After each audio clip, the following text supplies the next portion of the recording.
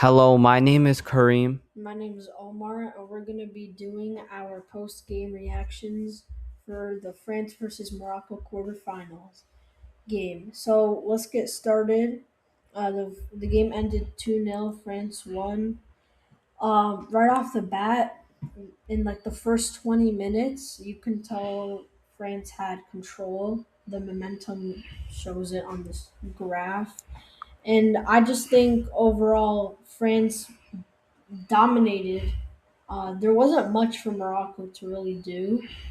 Morocco struggled in the first half to create a lot of chances, and I think that's kind of where they kind of gave the windows for France to open up the play and try and get some like balls in the box and things like that. Yeah, for me, I agree with that take, but for Morocco not to be having a shot or even attempt on target the whole half is just horrible. I know France is an insanely talented team, but not having a shot means you're completely out of the game. That's called domination. And what I want to show something is that possession doesn't mean you're always gonna win the game because Morocco would get possession for 2 minutes, lose the ball, and in France they kind of played up to they try to play out of the press, which Morocco are good at. So their game plan kind of shocked Morocco in a way that they're gonna always play out of the press and try to get a counterattack. And they did that pretty successfully with Mbappe and obviously Dembele scoring as well. For me, the lineup was gray.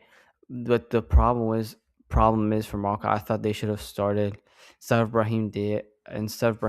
They should have started not instead of Brahim Diaz. Maybe for El Khanous even, but the striker Rahimi. I think they definitely should have started with the main man. And for me, once the game kicked off, it just kind of looked clear who was obviously willing to shoot and willing to create chances and score. Ultimately, France's Olise and attack line was just unstoppable. I mean, Olise, they had to foul him, tug his shirt, because you can't do anything unless you do that to Olise. And they just gave them acres of space. For me, it should have been way better from Hakimi and Salahuddin. I think they didn't close the wingers. They just gave them too many space, and that kind of was on Morocco's fault for the coach as well. Felt like the game plan was kind of off. In a game into this, you should be able to not give them lots of 1v1 opportunities, especially from Mbappe. That's how the goal even happened. So for me, I mean, France is just a beast. This French team is just a beast. It's like the Avengers, basically. I'm not trying to glaze, but this is just too good. Yeah, I have to agree. Um, I'll go back again. Every single time Morocco, especially in the first half, I think second half they kind of were able to hold the ball more. But in the first half, when let's say France let the ball go out, Morocco had the ball, they would lose it immediately. There was no kind of control whatsoever. It looked like the team was just not how it normally functions and things like that. And then in the second half, they began to build up, but even then, it's too late. Especially after they scored two goals, they decided to try and ramp it up.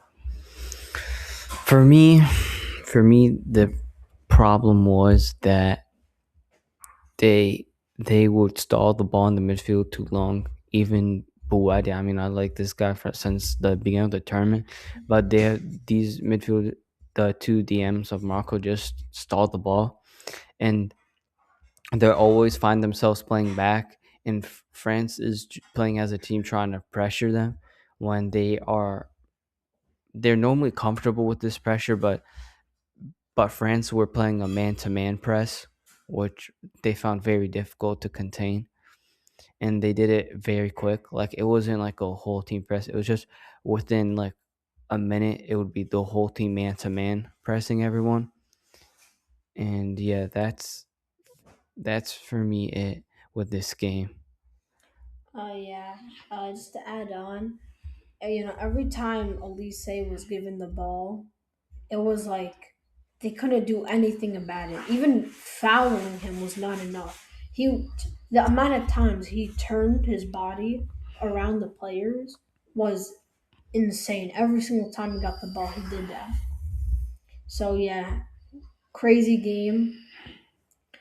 We'll do we'll do pregame and postgame for the upcoming games in the World Cup. And yeah, peace you too.